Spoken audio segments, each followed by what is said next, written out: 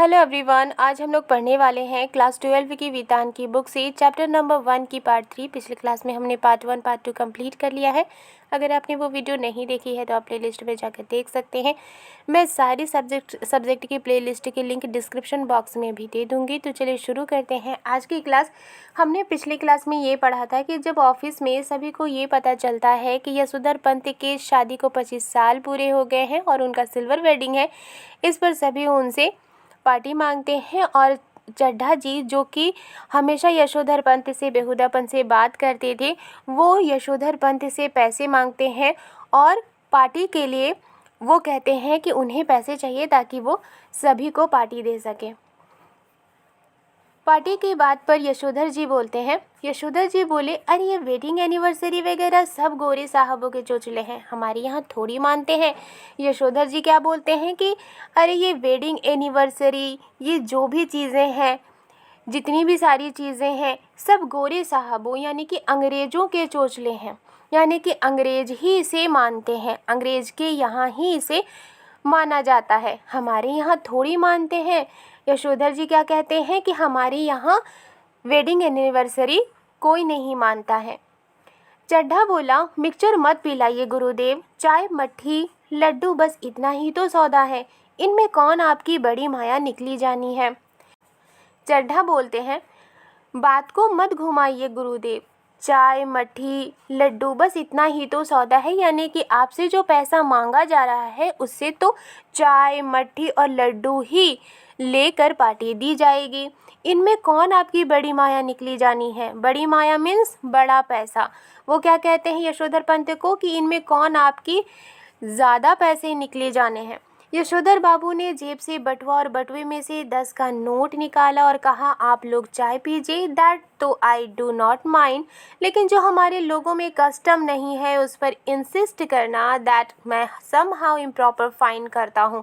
यशोधर बाबू क्या कहते हैं, यशोधर बाबू चड्ढा जी की बातों को सुनते हुए वो जेब से बटुआ यानी कि पर्स निकालते हैं और पर्स में से 10 का नोट निकाल कर वो कहते हैं कि आप लोग चाय पीजिए, मैं माइंड नहीं करता, लेकिन जो हमारे लोगों में कस्टम नहीं है, हमारा जो रीति रिवाज नहीं है, हमारी जो परंपरा नहीं है, उस पर इंसिस्ट करना यानी उस पर ज़िद करना, दैट मैं समहाउ इम्प्रॉपर फाइन करता हूँ। यानी कि यशोधर पंत को क्या लगता है कि ये अनुचित है, यानी कि जो रीति रिवाज उनकी नहीं है उस पर खर्च करना, उस पर पार्टी देना, ये उन्हें अनुचित लगता है। चड्ढा ने 10 का नोट चपरासी को दिया और पुनः बड़े बाव के आगे हाथ फैला दिया कि एक नोट से सेक्शन का क्या बनता है, रुपये 30 हों तो चुग्गे भर का जुगाड़ करा सकें। चड्ढा जी 10 रुपये का नोट यशोधर पंत से ले लेते हैं और उसे चपरासी को दे देते हैं और पुनः यानी कि दोबारा वो बड़े बाव के आगे यानी कि यशोधर पंत के आगे हाथ फैला दिया, यानी कि वो पैसे लेने के लिए हाथ फैला देते हैं कि एक नोट से सेक्शन का क्या बनता है, यानी कि 10 रुपये के नोट से सेक्शन का क्या बनता है, उसे क्या पार्टी दी जाएगी। रुपये 30 हों यानी कि 30 रुपये हों तो चुग्गे भर का जुगाड़ करा सके। वो क्या कहते हैं कि 30 रुपये अगर हों तो चुग्गे भर का यानी कि थोड़ा सा भी पार्टी के लिए जो चाय पानी है उसका इंतज़ाम कर सके। सारा सेक्शन जानता है कि यशोधर बाबू अपने बटुए में 100-150 रुपये हमेशा रखते हैं, भले ही उनका दैनिक खर्च नगण्य है। यानी कि सारा सेक्शन यानी कि जितने भी ऑफिस के लोग हैं वो सभी जानते हैं कि यशोधर बाबू के पर्स में हमेशा 100-150 रुपये रहते हैं, भले ही उनका दैनिक खर्च यानी कि जो रोज़ का खर्च है नगण्य है। नगण्य मीन्स ज़ीरो है। अब क्यों ज़ीरो है? क्योंकि वो आने जाने में भी पैदल आना जाना करते थे, वो किसी भी तरह से खर्च नहीं करते थे, और तो और बस टिकट का खर्च भी नहीं, यानी कि और तो और उनका बस टिकट का खर्च भी नहीं है, यानी घर से ऑफिस आने तक और ऑफिस से घर जाने तक उनका कोई भी खर्च नहीं है। गोल मार्केट से सेक्रेटेरिएट तक पहले साइकिल में आते जाते थे, इधर पैदल आने जाने लगे हैं क्योंकि उनके बच्चे आधुनिक युवा हो चले हैं और उन्हें अपने पिता का साइकिल सवार होना सख्त नागवार गुजरता है। यहाँ लिखा है कि गोल मार्केट से सेक्रेटेरिएट तक, यानी कि जो जगह होती है, हम किसी न किसी नाम से उस जगह को जानते हैं, इसलिए यहाँ लिखा है कि गोल मार्केट से सेक्रेटेरिएट तक पहले यशोधर पंत साइकिल में आना जाना करते थे, अब वो पैदल आने जाने लगे हैं। इसकी क्या वजह है कि वो पैदल आने जाने लगे हैं? क्योंकि उनके जो बच्चे हैं वो मॉडर्न हो चले हैं और उन्हें अपने पिता का साइकिल सवार होना सख्त नागवार गुजरता है, यानी कि यशोधर पंत के जो बच्चे हैं वो साइकिल पर सवार होकर आने जाने को अच्छा नहीं मानते हैं, यानी कि मॉडर्न उनके बच्चे हैं और उनके हिसाब से साइकिल अच्छा नहीं होता है। ये पुराने ज़माने की बात है उनके बच्चों के हिसाब से। बच्चों के अनुसार साइकिल तो चपरासी चलाते हैं। बच्चे चाहते हैं कि पिताजी स्कूटर ले लें, लेकिन पिताजी को समहाउ स्कूटर निहायत बेहुदा सवारी मालूम होती है और कार जब अफोर्ड की नहीं जा सकती तब उसकी बात सोचना ही क्यों। यहाँ क्या लिखा है कि जो बच्चे हैं उनके अनुसार, यानी यशोधर पंत के बच्चों के अकॉर्डिंग, बच्चों के अनुसार साइकिल तो चपरासी चलाते हैं।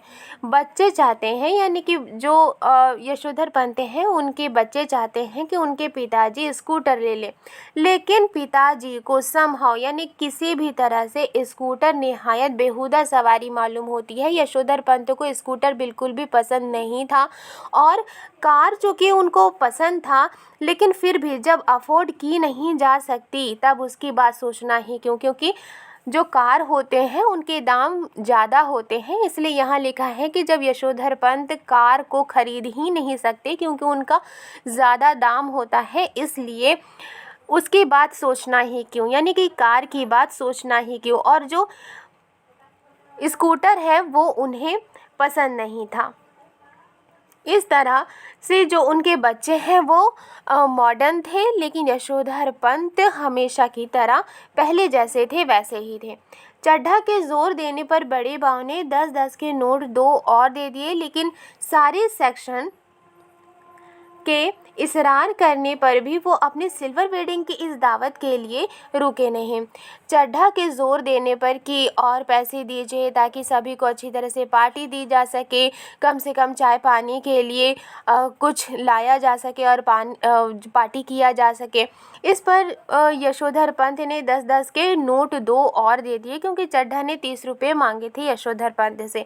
लेकिन सारे सेक्शन के इसरार करने पर, यानी कि ज़िद करने पर, सारे ऑफिस के लोगों के ज़िद करने पर भी वो अपने सिल्वर वेडिंग की इस दावत के लिए रुके नहीं। मातहत लोगों से चलते चलाते थोड़ा हंसी मजाक कर लेना किसनदा की परंपरा है। यानी कि मातहत किसे कहते हैं कि अपने से जूनियर को, वो जो किसी के अंडर में काम करते हैं, वो जो जूनियर होते हैं उन्हें मातहत कहा जाता है। मातहत लोगों से यानी जूनियर से चलते चलाते थोड़ा हंसी मजाक कर लेना किसनदा की परंपरा में है। अब किसनदा कौन थे? यशोधर पंत की किसनदा ने हेल्प की थी जब यशोधर पंत नए नए दिल्ली में आए थे। किसनदा ने उन्हें रहने भी दिया था और चूँकि उम्र ना होने की वजह से उनकी सरकारी नौकरी नहीं लगी थी यशोधर पंत की, इसलिए जब तक उनकी सरकारी नौकरी नहीं लगी थी किसनदा ने यशोधर पंत को अपने यहाँ रसोइया बना लिया था। यहाँ लिखा है चलते चलते हंसी मजाक कर लेना, मातहत से थोड़ा हंसी मजाक कर लेना, ये किसकी परंपरा में थी? ये किसनदा की परंपरा में थी। उनके साथ बैठकर चाय पानी और गप गपास्टक में वक्त बर्बाद करना उस परंपरा के विरुद्ध है।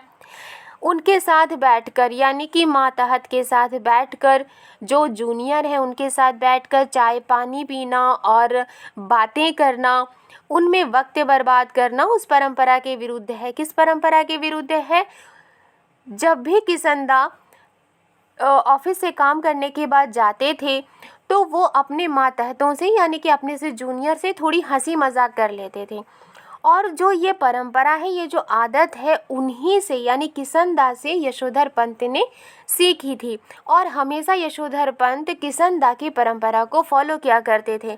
किसनदा के अकॉर्डिंग अपने जूनियर के साथ चाय पानी पीना और गप करना, बातें करना, वक्त बर्बाद करना उस परंपरा के विरुद्ध है। यानी कि चलते चलते जब वो हंसी मजाक कर लेने की जो परंपरा है, इस परंपरा के विरुद्ध है। यह किशन-दा के अकॉर्डिंग अपने जूनियर के साथ चाय पीना और बातें करना, वक्त बर्बाद करना अच्छी परंपरा नहीं है। इधर यशोधर बाबू ने दफ्तर से लौटते हुए रोज़ बिड़ला मंदिर जाने और उसके उद्यान में बैठकर कोई प्रवचन सुनने अथवा स्वयं ही प्रभु का ध्यान लगाने की नई रीत अपनाई है। इधर यशोधर बाबू जब दफ्तर से लौटते थे, जब ऑफिस से लौटते थे, तो वो रोज़ बिड़ला मंदिर जाते थे और उसके उद्यान में बैठकर, यानी कि जो मंदिर के बाहर या मंदिर के जो सामने बगीचे होते हैं, फलों के पेड़ होते हैं, उनमें बैठकर कोई प्रवचन सुनने, यानी कि जो पंडित होते हैं, जब वो कोई सिखाते हैं, कोई प्रवचन देते हैं, यशोधर पंत उसे सुनते थे अथवा स्वयं ही प्रभु का ध्यान लगाने की नई रीत अपनाई है। यानी या फिर खुद ही भगवान का ध्यान लगाने की जो नई रीत है यशोधर पंत ने अपनाई है। यानी कि जब वो दफ्तर से लौटते थे तो वो रोज़ बिड़ला मंदिर जाते थे और उसके उद्यान में, यानी कि बगीचे में बैठकर कोई प्रवचन सुनते थे या फिर खुद ही भगवान का ध्यान लगाने की नई रीत उन्होंने अपनाई थी। ये बात उनकी पत्नी बच्चों को बहुत अखरती है। बब्बा, आप कोई बूढ़े थोड़ी हैं जो रोज़ रोज़ मंदिर जाएं, इतने ज़्यादा व्रत करें, ऐसा कहते हैं वे। यशोधर बाबू इस आलोचना को अनसुना कर देते हैं। सिद्धांत के धनी की किशन-दा के अनुसार यही निशानी है। ये बात, कौन सी बात, कि जब बिड़ला मंदिर जाना, प्रवचन सुनना, प्रभु का ध्यान लगाना, ये सारी बातें यशोधर पंत की पत्नी और बच्चों को बहुत अखरती है। उनके पत्नी और बच्चे को ये नापसंद है। वो क्या कहते थे, यशोधर पंत के बच्चे कहते थे, बब्बा आप कोई बूढ़े थोड़ी हैं, यानी कि आप कोई बूढ़े आदमी थोड़ी हैं जो मंदिर रोज़ रोज़ मंदिर जाएंगे, इतने ज़्यादा व्रत करें, यानी कि इतना ज़्यादा आप उपवास करें, ऐसा कहते हैं वे। यानी यशोधर पंत के बच्चे उन्हें ऐसा करने से मना करते थे। यशोधर बाबू इस आलोचना को अनसुना कर देते हैं, यानी कि उनके बच्चे जो भी बोले उनकी बातों पर वो ध्यान नहीं देते थे। सिद्धांत के धनी की किशन-दा के अनुसार यही निशानी है। सिद्धांत के धनी की, यानी किशन-दा सिद्धांत के धनी थे और किशन-दा के अनुसार ही यही निशानी है। कौन सी निशानी है? किसी की आलोचना को अनसुना कर देना सिद्धांत के धनी की निशानी है। यानी कि जिनमें सिद्धांत होता है वो किसी की भी आलोचना को अनसुना कर देते हैं। बिड़ला मंदिर से उठकर यशोधर बाबू पहाड़गंज जाते हैं और घर के लिए साग सब्जी खरीद लाते हैं। किसी से मिलना मिलाना हो तो वो भी इसी समय कर लेते हैं। तो भले ही दफ्तर 5 बजे छूटता हो, वो घर 8 बजे से पहले नहीं पहुंचते हैं। जब यशोधर पंत ऑफिस से निकलते थे वो बिड़ला मंदिर जाते थे। बिड़ला मंदिर से उठकर यशोधर बाबू पहाड़गंज जाते थे और घर के लिए साग सब्जी खरीद लाते थे। किसी से मिलना मिलाना हो तो वो भी इसी समय कर लेते हैं। यानी कि जब वो ऑफिस से वापस आते थे तो सबसे पहले वो बिड़ला मंदिर जाते थे, उसके बाद पहाड़गंज जाते थे और घर के लिए साग सब्जी खरीदते थे, और अगर किसी से मिलना हो या मिलाना हो तो इसी समय वो मिलते थे। तो भले ही दफ्तर 5 बजे छूटता हो, वो घर 8 बजे से पहले नहीं पहुंचते। भले ही वो ऑफिस से 5 बजे छुट्टी होती थी, लेकिन वो 5:30 बजे तक ही बैठते थे। उसके बाद जब वो वापस घर आते थे तो सब काम करते हुए वो घर 8 बजे से पहले नहीं पहुंचते थे। आज के लिए बस इतना ही। वीडियो लंबी ना हो जाए इसलिए मैंने इसे पार्ट वाइज डिवाइड कर दिया है। वीडियो पसंद आई है तो लाइक एंड सब्सक्राइब करना मत भूलिएगा। मिलती हूँ नेक्स्ट वीडियो में। Thank you.